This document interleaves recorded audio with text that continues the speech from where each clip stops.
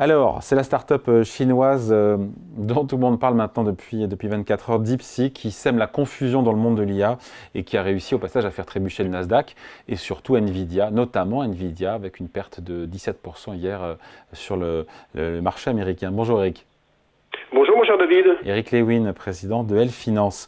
Donc DeepSeek, je rappelle, pour ceux qui vivent dans un bunker, qui n'ont pas suivi, qui a présenté un robot conversationnel qu'il dit capable de concurrencer ChatGPT d'OpenAI pour beaucoup moins cher. Impressionnant, a dit cette nuit Sam Altman, le président d'OpenAI, fondateur et créateur de ChatGPT. On se dit quoi? On se dit que l'hégémonie américaine dans l'IA potentiellement est menacée. C'est ce qui fait peur aux investisseurs. On se dit que le match n'est peut-être pas plié. Écoutez, oui, alors vous parliez d'Nvidia hier qui a perdu 580 milliards de dollars de capitalisation boursière, c'est-à-dire c'est la capitalisation d'LVMH et L'Oréal. Mais vous savez, tout le secteur a été touché. Ce qu'on appelle l'IA friendly a également baissé, 17% de baisse pour Broadcom, 8,4% pour Dell, 7% pour ASML. Ce qu'on appelle aussi les fournisseurs de matériel pour les centres de données ont beaucoup baissé. Vertiv, c'est une boîte américaine, moins 30. Schneider, moins 10. Fourniture de matériel de protection d'énergie a également baissé. Siemens Energy, moins 20. Ou encore Priman, moins 9%. C'est une boîte italienne. Pourquoi je vous dis ça? Parce qu'à la base, qu'est-ce qu'on se disait sur les marchés? Le scénario de l'IA va tout révolutionner. Il faut acheter tous les acteurs du secteur. Maintenant, on se dit que quoi? Il faut moins d'investissement que prévu en puces, il faut moins d'investissement que prévu en matériel, il faut moins d'investissement que prévu en énergie parce que DeepSeek fait aussi bien qu'OpenAI. Alors, c'est pas révolutionnaire, David, mais c'est vraiment, et j'ai envie de dire ça, un signal d'alarme pour le marché de l'IA, avec une course qui est loin d'être gagnée, alors qu'on pensait finalement que les milliards des États-Unis suffisaient. On se rend compte qu'avec DeepSeek, une version low cost de l'IA est possible, avec certes moins de revenus peut-être, mais peut-être une réponse différente à des clients moins fortunés. Ouais, un robot chinois qui a coûté quelques millions de dollars, on parle de même pas 6 millions de dollars, là où plusieurs milliards ont été investis, milliards par OpenAI pour développer ChatGPT. DeepSeek qui a été téléchargé, qui est l'appli la plus téléchargée sur les iPhones, notamment aux États-Unis, en Australie, en Chine, au Royaume-Uni. Le succès public, on le voit bien, il est là. Est-ce qu'on se dit oui ou non que les cartes sont rebattues? Écoutez, c'est évident que les cartes sont rebattues. On avait le sentiment que Nvidia, vous savez, c'était comme avec Francis Fukuyama il y a quelques années avec la fin de l'histoire. On avait l'impression que ça y est, avec l'effondrement du bloc soviétique, il n'y aurait plus de problème, il n'y aurait plus d'histoire, on allait vers un modèle capitaliste vertueux. C'est exactement la même chose sur le monde de l'IA. On avait le sentiment que Nvidia avait un boulevard devant lui et que finalement la course à l'IA était gagnée pour les Américains, avec en plus des dépenses d'investissement qui augmentaient d'année en année. On se rend compte qu'avec DeepSeek, c'est un peu différent. DeepSeek, il faut comprendre que c'est une formule open source, c'est-à-dire n'importe qui peut consulter, modifier ou encore distribuer le code. Le coût de développement, on en parlait David, est faible, on parle d'à peine 6 millions de dollars, soit 10 fois moins que les concurrents américains.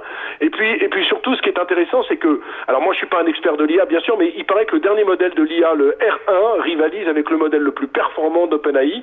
Ça veut dire aussi que les restrictions américaines, et c'est important, les restrictions américaines en matière de puces à l'exportation n'ont pas empêché la start-up chinoise de se développer. Ça veut dire moins de processeurs, surtout avec des machines moins chères que celles de Nvidia, et on sait ça que Baidu, Alibaba ou encore Tencent sont également dans la course. C'est quand même une bonne nouvelle parce qu'on comprend que la course à l'IA n'est absolument pas finie. D'ailleurs, ce matin, ça n'a pas dû vous échapper, DeepSeek a lancé un nouveau modèle open source qui s'appelle Janus Pro, qui est une intelligence artificielle capable d'analyser et de générer des images ultra réalistes à partir d'une simple requête. Donc j'ai envie de dire que l'arrivée du chinois, c'est un bouleversement dans le monde de l'IA, parce que ça nous fait comprendre qu'on peut avoir une IA beaucoup moins chère, j'ai pas envie de dire low cost parce que ça s'applique pas quand même, mais qu'on peut avoir une IA beaucoup moins chère, et ça rebat complètement les cartes parce qu'on pensait encore une fois, et je le répète, que l'hégémonie américaine allait tout bouleverser. On se rend compte que l'hégémonie américaine n'est pas là, qu'il y a les Chinois, et peut-être que les Européens qui développent également de l'IA pourraient à terme jouer également une carte dans ce marché.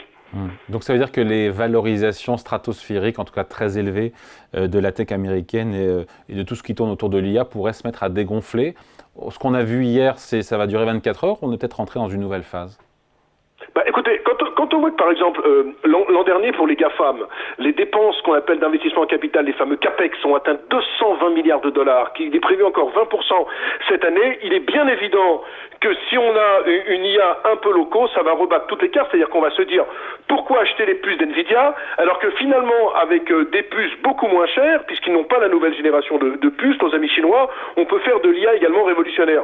Donc bien évidemment ça va rebattre les valorisations. Maintenant, est-ce qu'il va y avoir... En fait, il y a deux solutions, David. Soit il y a un véritable crack à terme sur le Nasdaq, c'est-à-dire on perd entre 40 et 60%, parce qu'on se rend compte que toutes les valorisations des boîtes américaines sont stratosphériques et que l'IA chinoise va tout disrupter. Je ne crois pas à ça, mais ce que je pense, c'est que ça va rebattre les quatre et qu'on va revenir peut-être sur certains dossiers, sur des valorisations un peu moins fortes, parce que quand je vous parlais tout à l'heure de tous ces dossiers qui avaient fortement baissé hier, c'est quand même des dossiers qui avaient gagné entre 300 et 500%. Je pense à Vertige, je pense à Prisma, je pense à Siemens Energy. Donc oui, ça rebat les cartes sur la valorisation. Difficile de dire pour le moment si c'est vraiment une déflagration, mais c'est un nouveau paradigme qui est en train de se construire. Juste avant de se quitter, on finit là-dessus, Eric. Vous me disiez Schneider a perdu, j'ai vu effectivement 7%, qui repère encore 3% aujourd'hui. Legrand a dévissé également hier. Quel rapport avec Legrand et Schneider? Bah écoutez, la problématique de Schneider et Legrand, ils étaient simplement sur les bâtiments avec l'efficacité énergétique. Et puis, à partir de 2015-2016, ils se sont mis sur les centres de données, ça représentait que 5% de leur activité. Et maintenant, les centres de données, ce qu'on appelle les data centers, chez Schneider, c'est 21% du chiffre d'affaires.